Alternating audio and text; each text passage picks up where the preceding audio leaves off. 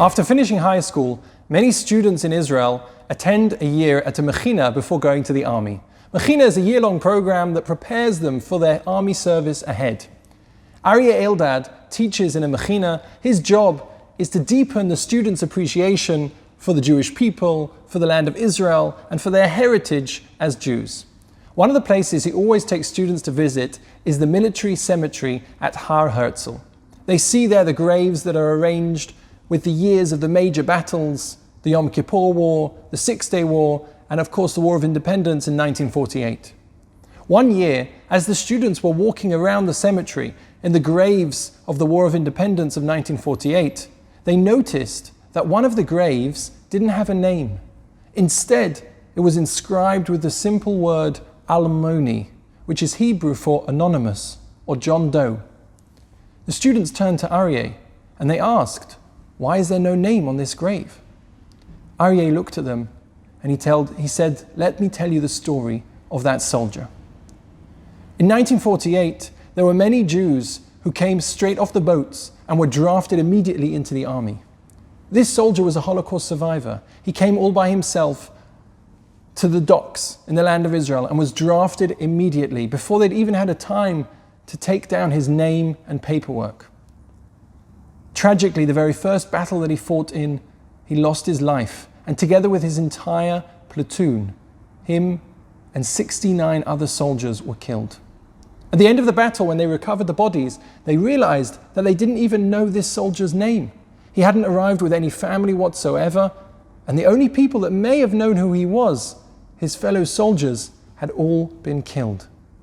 Tragically, they had to bury him with just the date and the name of the battle that he'd fallen and the word Almoni, anonymous.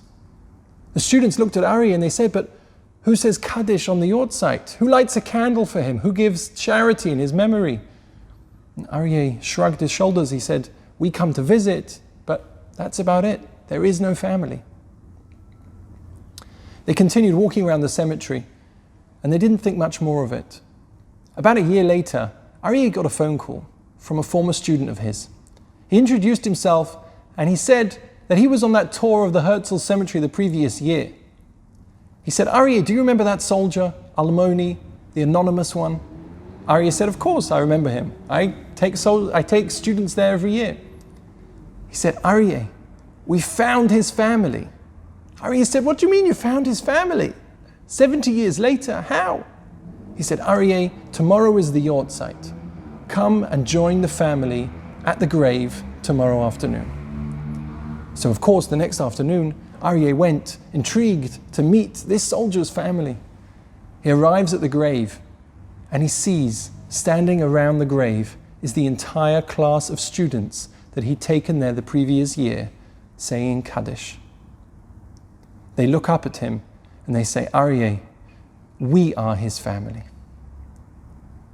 Jerusalem is the city that unites the entire Jewish people.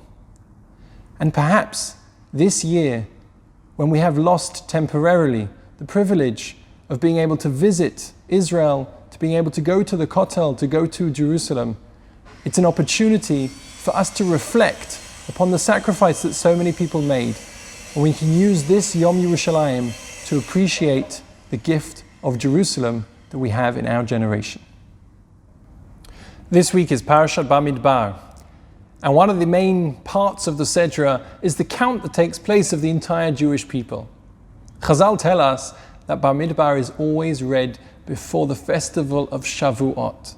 And the question is, what is the significance of counting the Jewish people and the Shavuot festival, which celebrates the giving of the Torah? Rabbi Yisachar explains that counting tells us that every single person is valuable. There's no such thing as a Jewish life who is anonymous, who is unknown, because every single member of the Jewish family counts. It is with this approach and with this in mind that we approach the giving of the Torah, united together as one people. Wishing you a good Shabbos, keep well and keep healthy.